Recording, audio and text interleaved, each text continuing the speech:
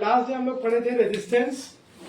तो रेजिस्टेंस में हम लोग लास्ट क्या पढ़े, तो हम लोग रेजिस्टेंस में एक फॉर्मूला को डेराइव किए थे, बनाए थे, और वो था rho into L by A.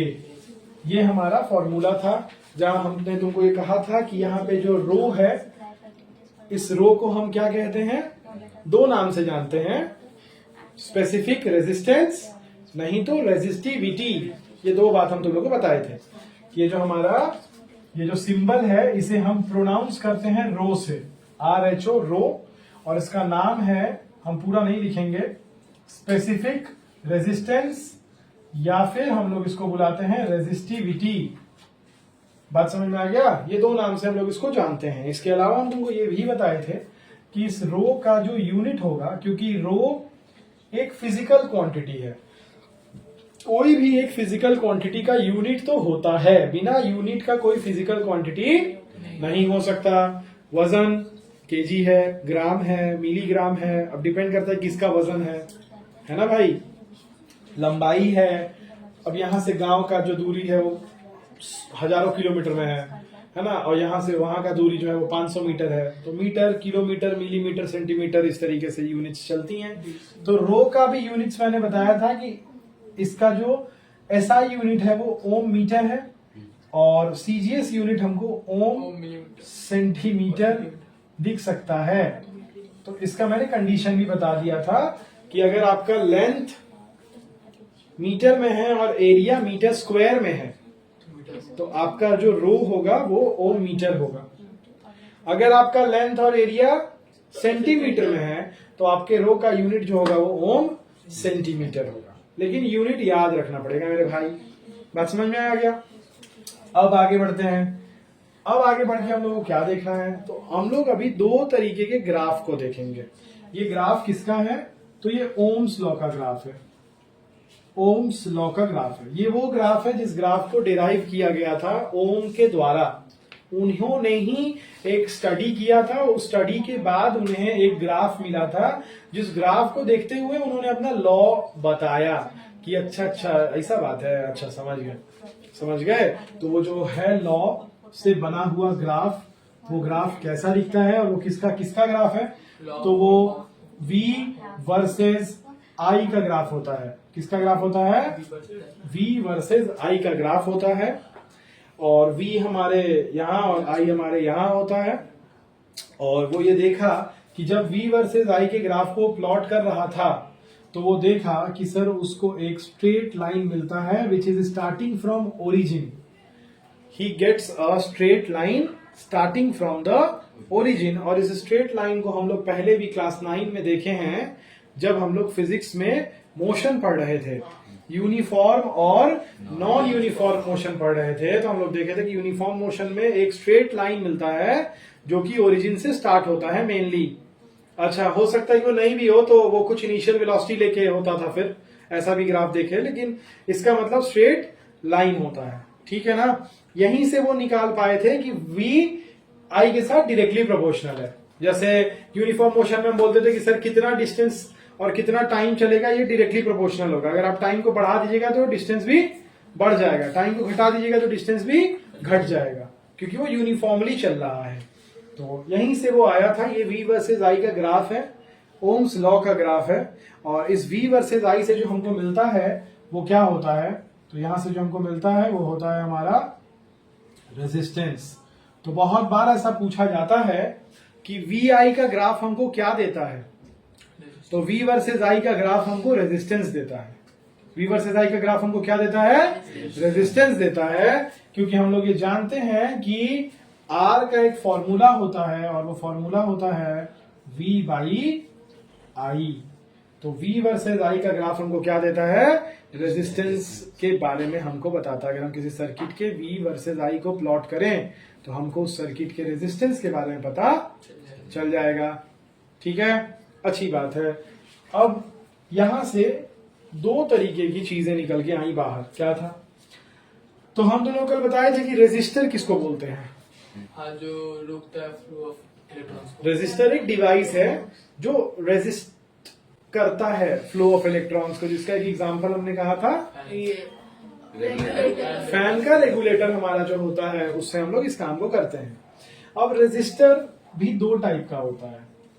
Resistor भी दो टाइप के होते हैं। Mainly there are two types of resistors. First जिसे हम कहते हैं ohmic resistor,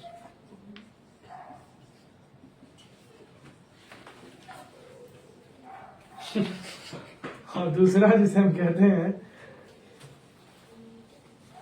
non ohmic resistor. ठीक है, तो एक होता है ओमिक रेजिस्टर और दूसरा होता है नॉन ओमिक रेजिस्टर। अब अगर हम तुमसे कुछ भी पूछने के पहले हम कुछ बनाना चाहेंगे, तुम देखना, शायद तुमको आइडिया मिल जाएगा। हम एक ग्राफ बनाना चाहते हैं, जो V वर्सेस I का ग्राफ है। इस ग्राफ को भी तुम लोग पहले देखे हो, देखे हो? ये भी हम लोग मोशन ही चैप्टर में देखे थे। किसके लिए? नॉन यूनिफॉर्म मोशन के लिए देखे थे। वहां से हमको क्या पता चलता था? नॉन यूनिफॉर्म मोशन मतलब इक्वल डिस्टेंस इक्वल टाइम पे ट्रेवल नहीं हो रहा है सर, मतलब टाइम पे डिस्टेंस और डिस्टेंस पे टाइम डिपेंडेंट नहीं है। और ठीक यही कहानी है कुछ नॉन ओहमिक रेजिस्टर्स का। वो रेजिस्टर्स जो ओम्स लॉ को फॉलो नहीं करते हैं वो नॉन ओमिक रेजिस्टर कहलाते हैं। एंड वो रेजिस्टर जो ओम्स लॉ को हर कंडीशन पे फॉलो करते हैं उसको हम लोग ओमिक रेजिस्टर के नाम से जानते हैं। ये बात हम लोग को पता होना चाहिए। ये मेरे पास है क्या? हाँ, तो ये होता है ओमिक और नॉन ओमिक रेजिस्टर का कहानी। तो जितने भी मेटल्स होते हैं, all the metals are very good example of all the metals. जितने भी मेटल्स हैं they are a good conductor and they are a good example of ohmic resistor. And इसके अलावा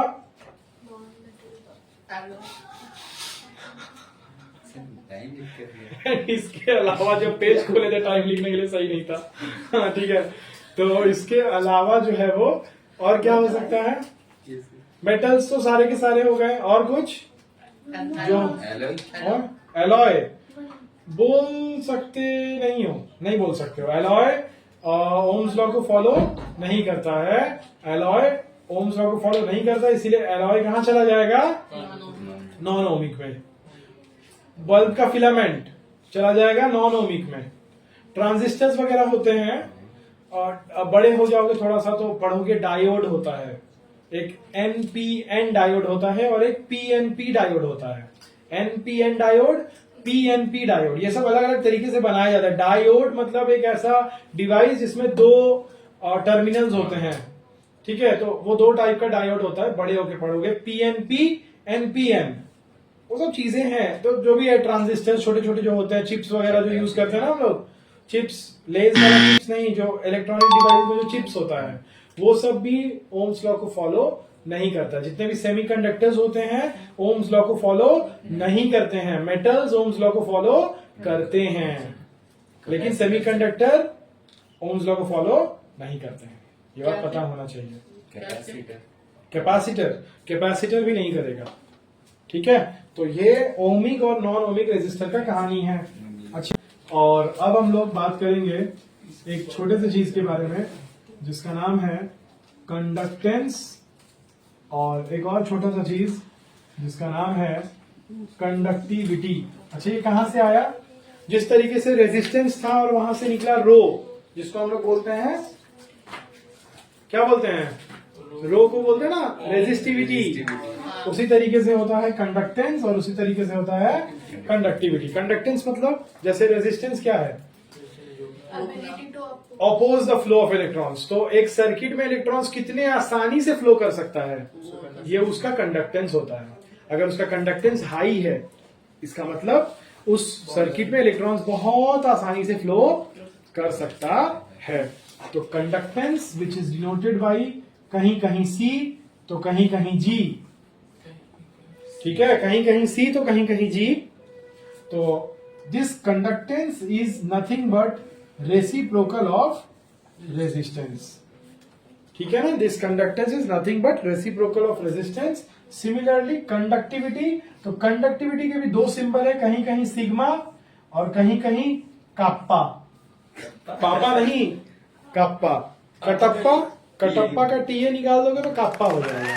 तो ये काप्पा कंडक्टिविटी का सिंबल है और सिग्मा भी कंडक्टिविटी का ही सिंगल क्या है दूसरा वाला? सिंबल होता है। अलजेब्रा का साइन होता है ना जो कण- जी हाँ, ये सब अलजेब्रा का ही साइन होता है, सही बात है। ये जर्मन अल्फाबेट्स हैं ये सब।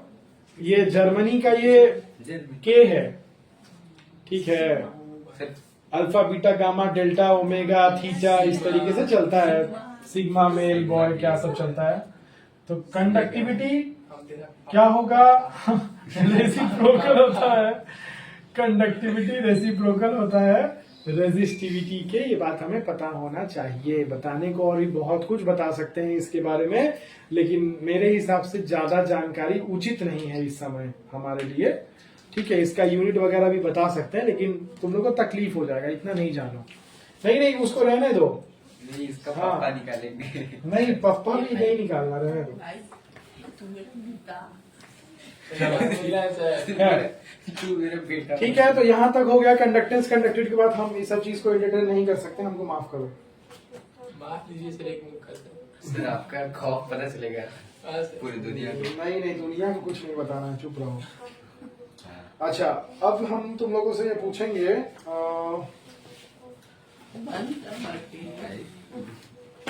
हम लिख रहे हैं।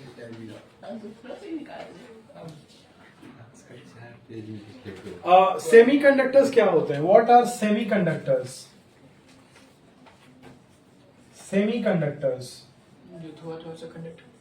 अच्छा, सेमी कंडक्टर्स जब आप पूछ रहे हैं तो सर आप थोड़ा सा और अच्छे से बताइए और अच्छे से पूछिए। सेमी कंडक्टर के पहले तब हम लोग को ये पढ़ना चाहिए था कि कंडक्टर कौन है। अगर कंडक्टर पढ़ोगे तो फिर तुमको ये भी पढ़ना चाहिए था कि इंसुलेटर कौन है। और जब तुम कंडक्टर इंसुलेटर दोनों पढ़ लोगे तब तुम पढ़ोगे कि सेमी कंडक्टर कौन है। और जब ये तीनों जान जाओगे तब तुमसे हम पूछेंगे कि सुपर कंडक्टर कौन है। चलो, ये टोटल 4 क्वेश्चंस हैं जो हम लोगों को जवाब देना है। सबसे पहला, कंडक्टर किसे कहते हैं? दूसरा is what are insulators, and third is what are semiconductors, and the fourth one is what are superconductors. तो कंडक्टर कौन है? those substances which can easily pass electricity through them, they are conductors. Examples are कोई भी metal, बहुत आसान example है, कोई भी मेटल, एनी मेटल, किसी को भी उठा लीजिए, they are good conductor. Why they are good conductor? Because they have एफ से एक वर्ड आता है, कल बताए थे, दे हैव गलत, दे हैव फ्री इलेक्ट्रॉन। घर जाके पढ़ो, काइंडली घर जाके पढ़ो। कल हम ये शब्द का इस्तेमाल किए थे, फ्री इलेक्ट्रॉन्स वाला शब्द का किए थे कि नहीं किए थे? दूसरा वाला कभी किए थे। तो खैर जो भी है, conductors have free electrons. Insulators are those which do not allow electric current to pass through them. Example हो गया वुड, एग्जाम्पल हो गया प्लास्टिक, एग्जाम्पल हो गया रबड़, ये सब तो सर इंसुलेटर होता है। सेमीकंडक्टर क्या होता है? जो थोड़ा थोड़ा जो मेटल और नॉन मेटल, मतलब सॉरी, कंडक्टर और इंसुलेटर दोनों का प्रॉपर्टीज को थोड़ा थोड़ा शो कर रहा है। मतलब बहुत ज्यादा कंडक्ट भी नहीं करता है तो बहुत ज्यादा रोकता भी नहीं है, प्रिवेंट भी नहीं करता है, उसको हम सेमी कंडक्टर कहते हैं। और एक और कंसेप्ट होता है इसको समझने का, जैसे फिजिक्स जब पढ़ोगे बड़े होकर के, लॉक कर दो, सेमीकंडक्टर भर्ती है, भर्ती सिलिकॉन वैली बोल के एक जगह है पर्टिकुलरली बेंगलोर में, सिलिकॉन वैली, क्योंकि हमारे जितने भी इलेक्ट्रॉनिक डिवाइसेस है सब में सिलिकॉन के चिप्स लगे हुए हैं, समझ गए ना।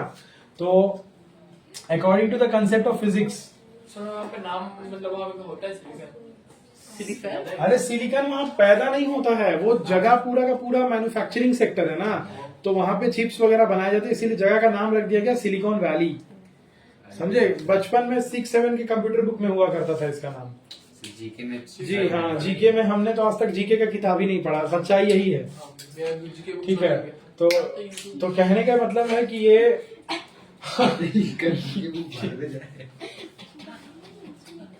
ये जो है वो कंसेप्ट है बैंड का, एनर्जी के बैंड है। यहाँ देखिए, यहाँ अपने में गुफ्तगू बाद में कर लीजिएगा बाहर निकल के। ये एनर्जी के बैंड होते हैं। तो यहाँ पे दो बैंड दिख रहा है, इसे हम कहते हैं कंडक्शन बैंड और इसे हम कहते हैं वैलेंस बैंड। थोड़ा एक्स्ट्रा पढ़ा रहे हैं, जस्ट फ्लो में है इसीलिए पढ़ा दे रहे हैं, और कोई बात नहीं है। तो कंडक्शन बैंड में इलेक्ट्रॉन्स पूरा लोडेड रहता है और वैलेंस बैंड पूरा खाली रहता है। अब अगर कंडक्शन और वैलेंस बैंड के बीच का गैप ना के बराबर है, अगर 0 है या ना के बराबर है, उस केस में हम बोलते हैं कि सर ये एक कंडक्टर है। अगर ऐसा कोई डायग्राम तुमको दिखे जहां पे कंडक्शन बैंड और वैलेंस बैंड में बहुत कम गैप है, तो तुम बोलोगे कि सर ये तो एक कंडक्टर है। इलेक्ट्रॉन पट पट पट पट कूदेगा, कंडक्शन बैंड से वैलेंस बैंड में जाएगा, मतलब करंट पास हो रहा है सर। अब हम एक और एनर्जी बैंड बनाना चाहेंगे इधर, और वो एनर्जी बैंड कुछ इस तरीके से बनाएंगे। ये क्या हो गया, बाप रे बाप, इतना दूर कभी नहीं कूद पाएगा। मतलब ये एक इंसुलेटर, ये कौन है पागल? अच्छा ये है पागल। तो ये गैप बहुत ज्यादा है, कूदा कूदी नहीं हो सकता, इसीलिए ये एक इंसुलेटर है। अब हम एक और एनर्जी का बैंड बनाएंगे जो कुछ इस तरीके से दिखाई देगा, जहां पे सर दूर तो है लेकिन पास भी है ना? दूर हो करके भी पास है। ये कैसा एहसास है, ये तो यही लोग बताएगा। समझ में आ रहे हो? तो ये जो गैप है इसको ओवरकम किया जा सकता है डोपिंग वगैरह कर करके। और एक और है सर भयंकर, वो तो मतलब दमदार है, इसे एकदम सट गया है जाके। ये हो गया वैलेंस बैंड और ये हो गया कंडक्शन बैंड। ये है super conductor. Super conductors are those devices which offers zero resistance. Resistance ही नहीं होता सर उसमें, धका धक एकदम करंट पास हो रहा है। बात समझ में आ गया? तो कहाँ गया वो छोटा बच्चा? अंदर चला गया। ठीक है, बैठो बैठो। हाँ ठीक है, हम देख लिए तुमको। तो अब आगे देखते हैं, अब आगे क्या पढ़ेंगे हम लोग। अब आगे एक सर्किट को पढ़ने जा रहे हैं। सर्किट के कंपोनेंट्स क्या क्या होते हैं। अगर मुझे एक सर्किट बनाना है तो उसके लिए हमें किन किन कंपोनेंट्स की जरूरत पड़ेगी? What are the different components of a switch circuit. जिसमें से सबसे पहला तुम बोलते हो, अरे भाई रुको, 1 by 1 बोलो आता है तो। सबसे पहला होता है वायर। वायर देखने में कैसा होता है? वायर देखने में ऐसा होता है सर्किट में। एक लाइन सर्किट बना रहे हो ना तुम, डायग्राम बना रहे हो। अच्छा, एक होता है जिसे हम कहते हैं क्रॉस वायर्स। Cross wire. अच्छा, तो क्रॉस वायर कैसे बनाएंगे? इसको ले जाके ऐसे क्रॉस करवा देंगे। ठीक है, नहीं करवाएंगे नहीं। अगर हम लोग कभी भी क्रॉस वायर ऐसे बनाएंगे तो भाई कांड हो जाएगा। ठीक है, ऐसा कभी नहीं कर सकते, इसका मतलब शॉर्ट सर्किट हो जाएगा। तो ये है हमारा एक वायर, और इसके ऊपर से वायर अगर जा रहा है तो उसको ऐसा जाना है। दिस इज द सिंबल, ये बताने के लिए कि सर एक वायर के ऊपर से चढ़ के दूसरा वायर गया है। ऐसे गया है मतलब एकदम सट के गया है, उन्हें शॉर्ट सर्किट हो जाएगा। ठीक है, बूम वाह वाह वाह, बहुत सुंदर। तो यही पढ़ता है सावधान इंस्टीट्यूशन में, ये बूम वाम पढ़ता है। अरे भाई, अगला है जिसे हम कहते हैं,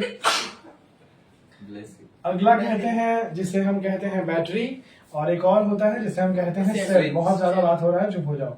सेल एक अकेला होता है बैटरी लेकिन काफी होता है। ठीक है, और बैटरी जो है वो झुंड में आता है। बहुत सुंदर। शारदा इंस्टीट्यूशन के प्रोडक्ट देख रहे हो? बहुत सुंदर, बहुत सुंदर। तुम्हारे पापा मम्मी को तुम पे गर्व होना चाहिए। अकेला होता है। सेल का जो लंबा वाला स्टैंड होता है वो पॉजिटिव टर्मिनल होता है, और छोटा वाला जो होता है वो नेगेटिव टर्मिनल होता है। इस तरीके से पॉजिटिव के साथ नेगेटिव, पॉजिटिव के साथ नेगेटिव, पॉजिटिव के साथ नेगेटिव, इस तरीके से कनेक्टेड होता है। जब दो या दो से ज्यादा सेल्स एक साथ कनेक्टेड हो जाते हैं तो वो बैटरी कहलाने लगता है। बस इतना ही अंतर है, सेल और बैटरी में कोई अंतर नहीं है। जो काम सेल करता है वही काम बैटरी करता है। बस एक आदमी अकेले जब था तो वो सेल कहलाता था, जब 2 भाई 5 भाई 10 भाई मिलकर काम करने लगा तो बैटरी कहलाएगा। बात समझ में आ गया? अच्छा, उसके बाद होता है जिसे हम कहते हैं स्विच। स्विच के 2 रिप्रेजेंटेशंस होते हैं जिन्हें हम लास्ट क्लास में बना के दिखा दिए थे। ये जो हम तुमको बना के दिखा रहे हैं ये दोनों का दोनों क्लोज स्विच का डायग्राम है। क्लोज स्विच मतलब सर्किट ऑन है, स्विच ऑन है। बात समझ में आ गया? स्विच ऑन है।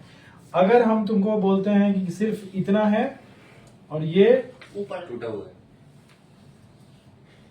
इस तरीके से है, तो इसका मतलब है कि ये स्विच ऑफ है और यहाँ पे भी स्विच ऑफ है।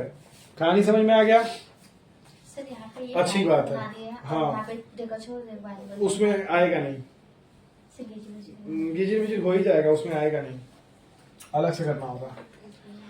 तो ये हो गया स्विच। और क्या बचता है बच्चे?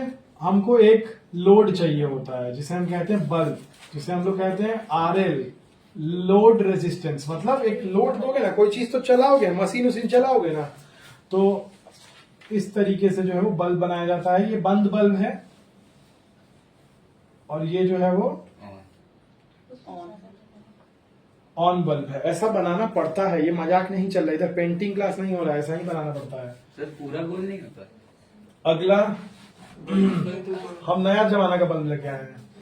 अगला और क्या चाहिए होगा? यहाँ पे एक चीज चाहिए होगा जिसे हम कहेंगे रेजिस्टर, क्योंकि सर कितना करंट को फ्लो करवाना है सर्किट में उसको कंट्रोल करिएगा ना आप।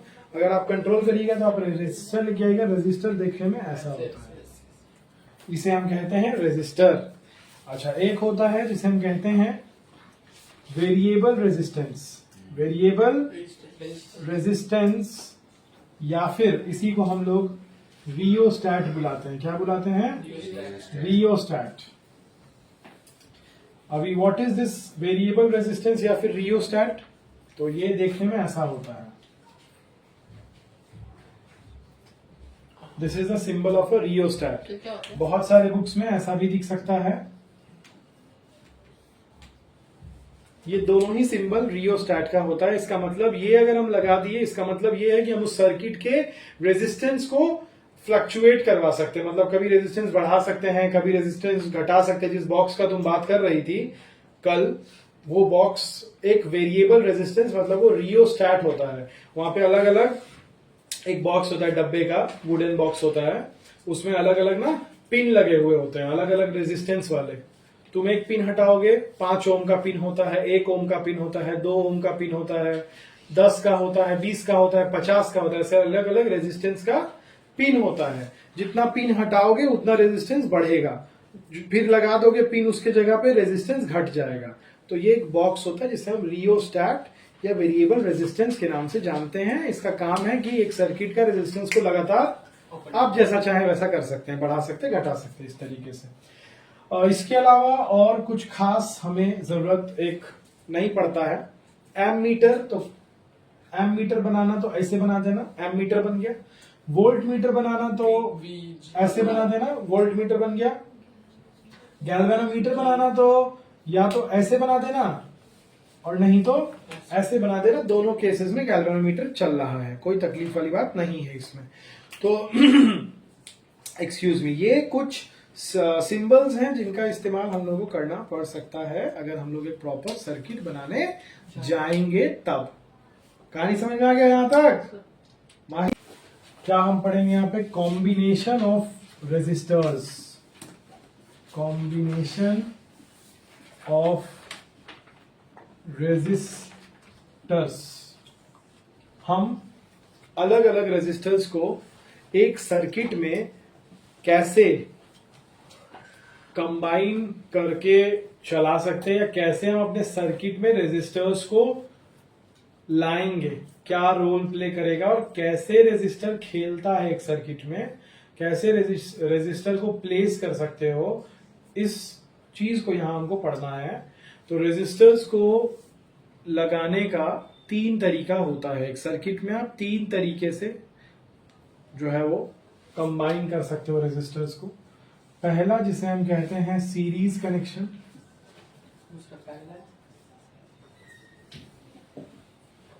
दूसरा जिसे हम कहते हैं पैरेलल कनेक्शन, और थर्ड जिसे हम कहते हैं सेमी पैरेलल। Very good. जिसे हम कहते हैं सीरीज पैरेलल कनेक्शन। ठीक है, जहां पे सीरीज और पैरेलल दोनों ही हमको कनेक्शन दिखाई देगा। बात समझ में आ गया? अब आगे बढ़ते हैं। अब हम सबसे पहले बात करेंगे कि सर ये सीरीज कनेक्शन दिखता कैसा है। अगर हम एक सर्किट बनाएं तो उसमें अगर हम रेजिस्टर्स को सीरीज में प्लेस करें, कैसे प्लेस करें? सीरीज में प्लेस करें तो कैसा दिखाई देगा? तो देखिए, ये एक वायर होगा, ये मान के चलिए पहला रेजिस्टर, ये दूसरा रेजिस्टर, ये हो गया तीसरा रेजिस्टर। 3 रेजिस्टर लगा दिए। अब इसको आगे बढ़ाइए, इसको एक सेल से जोड़ दीजिए, यहां पे इसको एक की दे दीजिए, जिसको हम स्विच भी कहते हैं, की भी कहते हैं। की मतलब चाबी। उसके बाद एक एम मीटर को कनेक्ट करिए।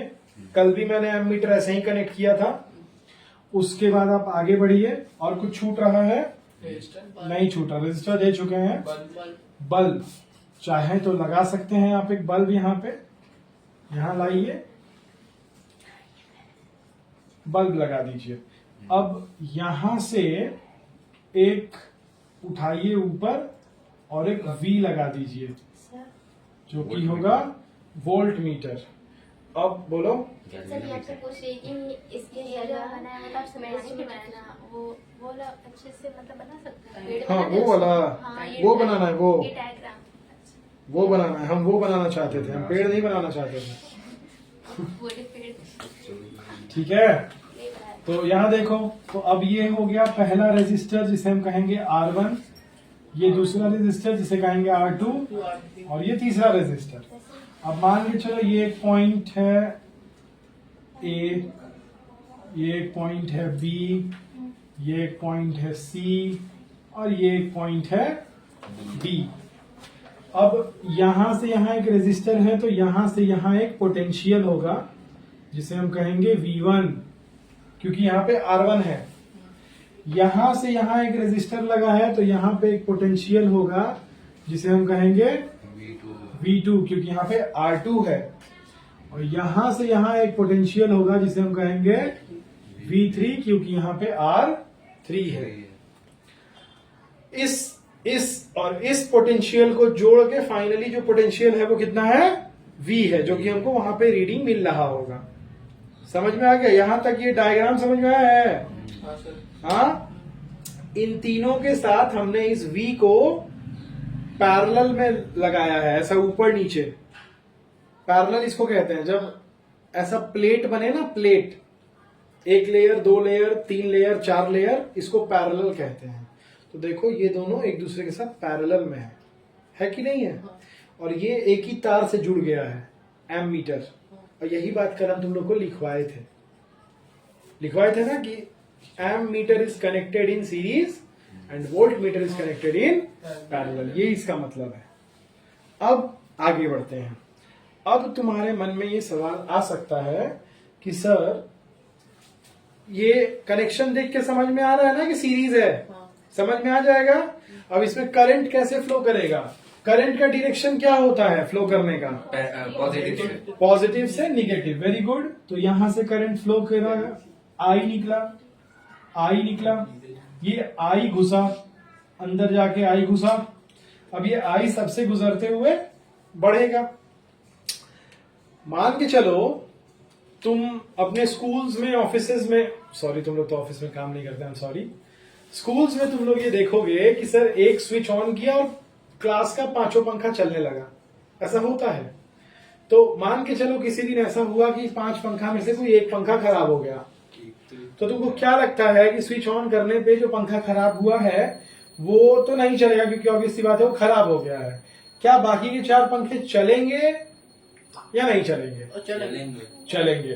गुड। तो तुम लोग कॉमन सेंस अच्छा है, लेकिन साइंस में कॉमन सेंस नहीं लगता, तो पंखा नहीं चलेगा। ठीक है, हाँ, पंखा नहीं चलेगा। क्यों नहीं चलेगा? क्योंकि वो एक ही स्विच से कनेक्टेड है। इसका मतलब है कि वो सीरीज में कनेक्टेड है। इसका मतलब ये है कि मान के चलिए R1 ठीक है, R2 ठीक है, लेकिन R3 तो खराब हो गया है, 5वां पंखा। तो जब यहां से गुजरेगा, लेकिन यहां से तो गुजर नहीं पाएगा करंट जब गुजरेगा नहीं तो सर्किट कंप्लीट नहीं होगा। सर्किट कंप्लीट नहीं होगा तो पंखा नहीं चलेगा। एक पंखा खराब होने से पांचों पंखा खराब हो जाएगा। खराब नहीं होगा, चलेगा नहीं। ट्यूनिंग लाइट्स आते हैं जिसे हम राइस लाइट के नाम से जानते हैं, जिसे बंगला में टूनी लाइट कहते हैं, है ना, और हिंदी में बहुत लोग उसको चुन्नी लाइट कहते हैं। ठीक है, ऐसा बहुत लोग बहुत कुछ कहते हैं, हम उस पर नहीं जाएगा। झालर लाइट भी बोलता है लोग। ठीक है, ये देखो इम्पोर्टेड फ्रॉम उत्तर प्रदेश, झालर लाइट। ठीक है, नहीं ठीक है, अच्छी बात है। तो झालर लगाओ, चाहे चुन्नी लाइट लगाओ, चाहे मुन्नी लाइट लगाओ, जो भी लगाओ, कहने का मतलब ये है कि हाँ मुन्नी सही है, मुन्नी। ठीक है, ठीक है, ठीक है, मुन्नी को रहने दो अपने घर में। मुन्नी बदनाम कर रहा है अभी भाई, इन लोग बहुत घटिया है। लेकिन खैर, तो कहने का मतलब है, तुम देखना, अगर तुम 2-3 कलर के लाइट वाले चुन्नी लाइट को लेके आते हो जिसमें ब्लू, ग्रीन, रेड, ऐसा 3 कलर जलता है, एक दिन अचानक तुम ऑन किए देखे कि जा क्या हुआ, पूरा का पूरा रेड गायब, खत्म, खेला शेष, कहाँ गया, सारा रेड ही नहीं जलता। फिर बहुत ढूंढने में पता चलेगा कोई एक रेड लाइट का वायर निकल गया है छोटा सा। तो बचपन में हम भी ये सोचते थे कि एक का निकला है तो पूरा रेड काहे नहीं जल रहा रे भाई, समझ में नहीं आता था। फिर बड़े हुए तो समझ में आया, क्योंकि वो जो जितने भी लाइट होते हैं लाल वाले, वो सब सीरीज में कनेक्टेड होते हैं। एक लाइट अगर कटा तो पूरा का पूरा लाल नहीं जलेगा। क्यों? क्योंकि वो सीरीज में कनेक्टेड है। बात समझ में आ गया? तो ये है कहानी। अब हम जो तुमसे पूछना चाह रहे थे वो ये था कि मान के चलो एक सर्किट है जिसमें 3 अलग अलग रेजिस्टर लगा दिए हैं हम, R1, R2 और 3। अब अगर हम तुमसे पूछे कि ये तीनों आदमी मिला के टोटल कितना रेजिस्टेंस ऑफर करेगा इस सर्किट को, मैंने तीनों आदमी को जोड़ दिए, अब तीनों आदमी मिलके कितना इलेक्ट्रॉन्स को रोकेगा, बताओ कैसे पता चलेगा? इसको समझाने के लिए तुमको ऐसे समझा सकते हैं, शॉर्ट में समझा सकते हैं कि मान के चलो तुम एक सर्किट लिए, एक रेजिस्टर जिसका रेजिस्टेंस है 2 ओम, एक जिसका है 3 ओम और एक जिसका है 5 ओम। ऐसे फटाफट इसको जोड़ दो, हम ज्यादा वो नहीं कर रहे हैं, जस्ट समझाने के लिए। एक सर्किट है, इसमें 3 रेजिस्टर है, 2 ओम का, 3 ओम का, और ये तीनों आदमी रेजिस्टेंस देगा। तीनों आदमी मिल के टोटल कितना रेजिस्टेंस देगा? और अगर हम ये तुमसे पूछें तो क्या होगा तुम्हारा जवाब? 8, 10, 8 ही 10। तो इसका आंसर है कि ये 10 ओम का फाइनल टोटल रेजिस्टेंस होगा, 10 ओम का। समझ में कैसे आया हमको? यहां से समझने के लिए इसको एक्चुअली एक फॉर्मूला होता है जिसको हमको डिराइव करना पड़ता है। ठीक है, हम वो जस्ट आज वहीं खत्म करेंगे उसको, क्योंकि उसको जाना है, बच्चा बोल रहा है, और हम भी निकलेंगे, तो इसको करते हैं, फिर अगले दिन पैरेलल वगैरह कर लेंगे। तो चलो डिराइव करते हैं एक फॉर्मूला। तो हम लोग शुरू से लिखेंगे ओम्स लॉ से, from Ohm's law. Ohm's law से हम क्या लिख सकते हैं? V इक्वल्स टू IR लिख सकते हैं। चुप रहना एकदम, ठीक है।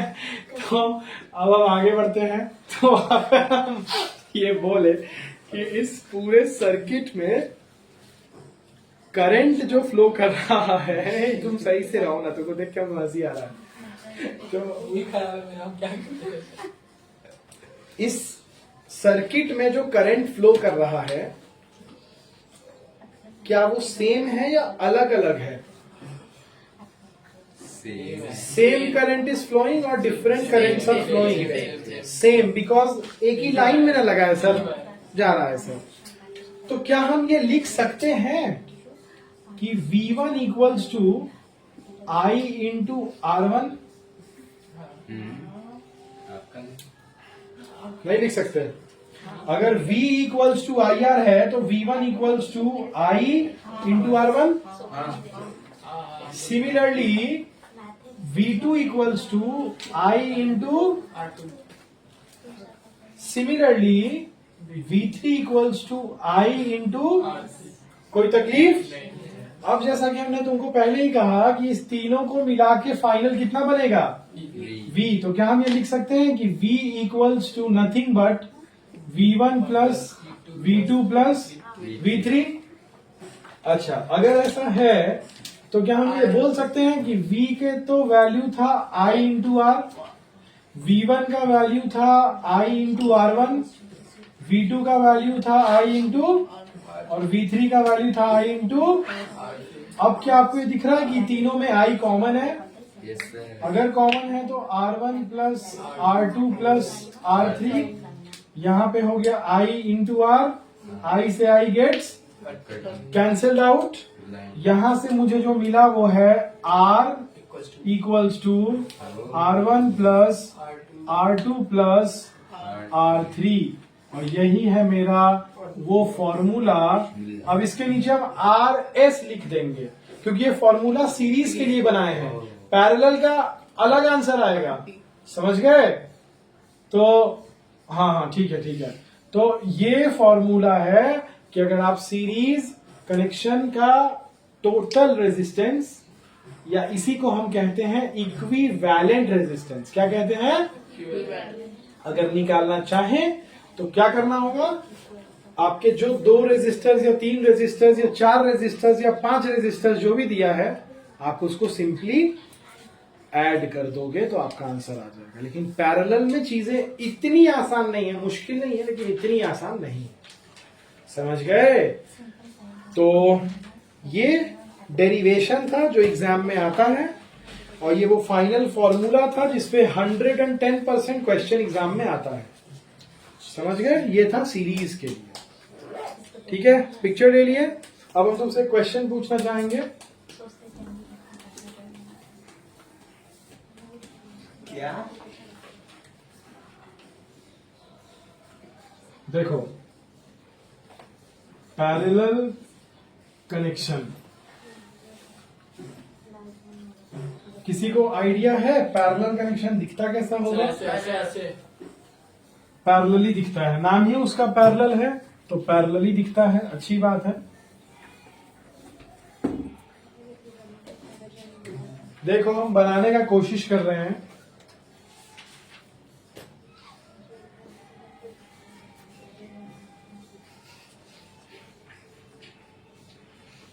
ये कैसे हटाएंगे? पीछे का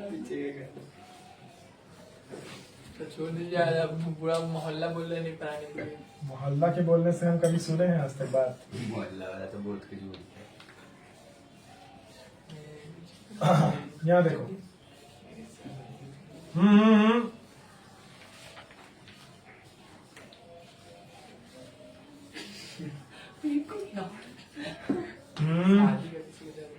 हो गया। हाँ सर। यहाँ से एक वोल्ट मीटर कनेक्ट करोगे पैरेलल में,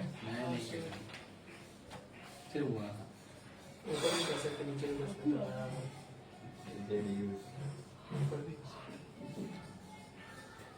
अच्छा, और अब तुम देखो यहाँ पे शॉर्ट में हम दिखाना चाहेंगे तुमको। यहाँ से करंट निकलेगा आई, जाएगा यहाँ, जाएगा यहाँ, जाएगा यहाँ, यहाँ से फिर क्या हो जाएगा, ये 3 पार्ट में डिवाइड हो जाएगा। तो यहाँ जो करंट जाएगा वो होगा I1 क्योंकि ये है R1, यहाँ जो करंट जाएगा वो होगा I2 क्योंकि ये है, और इसमें जो करंट जाएगा वो होगा क्योंकि ये है। अब यही सेम क्वेश्चन अगर हम तुमसे पूछे कि अगर तुम्हारे क्लासरूम में 3 फैन लगे हुए हैं, तीनों पैरेलल कनेक्शन में लगे हुए हैं, एक फैन खराब हो गया, बाकी 2 फैन क्या होगा, चलेगा कि नहीं चलेगा? चलेगा, बिल्कुल चलेगा। क्यों नहीं? क्योंकि सर खराब हुआ है R1 मान के चलिए, तो करंट तो R2 में घुस रहा है ना, करंट तो R3 में घुस रहा है ना, तो R2 R3 काम करेगा, R1 काम नहीं करेगा। निकल ही जाएगा। बात समझ में आ गया? तो सीरीज में एक कुछ डिसएडवांटेज हैं जो हम लोग बाद में पढ़ेंगे जब इस टॉपिक को खत्म कर लेंगे, क्या एडवांटेज क्या disadvantage, we will discuss it later. लेकिन यहाँ तक तो समझ में आ गया। अब मान के चलो मैं तुमको एक छोटा सा क्वेश्चन देता हूँ, इसी यहीं से हम लोग अगले दिन कंटिन्यू करेंगे, इस पिक्चर से ही कंटिन्यू करेंगे। मान के चलो एक क्वेश्चन मैंने तुमको दिया 2 ओम, और यहाँ पे एक रेजिस्टर है 5 ओम का। अब मैं तुमसे पूछा कि ये हमने लगा दिया, तो आप बताओ कि इस सर्किट में 2 रेजिस्टर है, 2 और 5 ओम का, क्या होगा फाइनल रेजिस्टेंस इस सर्किट में?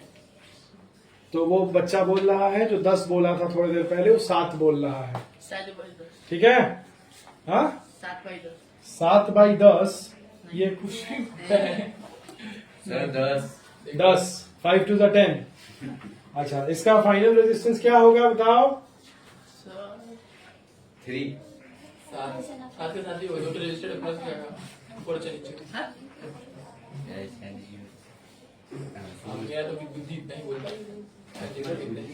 इसका आंसर होगा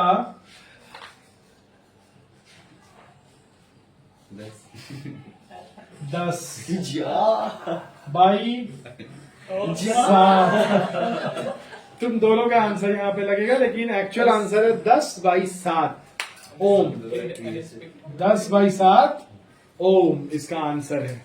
अब वो कैसे है ये देखने वाली बात है, ये हम आज नहीं दिखाना चाहते हैं। मंजूरी ये कैसे 10/7 आया, इसके बारे में हम लोग कल पढ़ेंगे। 10/7 कैसे आया? चलो, तुमको जानना है तो एक छोटा सा फॉर्मूला तुमको बता देते हैं। RP = R1 into R2 by R1 plus R2, ये है वो फॉर्मूला। तो R1 into R2 हो गया 10/7। इसको हम लोग अगले दिन बनाएंगे प्रॉपर्ली, ठीक है? चलो, KP ये तो लाइफ और में क्या ना, बुक्स ऐसे के ही मत आ साथ जाना। भी दोस्ती फेस्ट है मैथ के बंद कर। सॉन्ग्स अब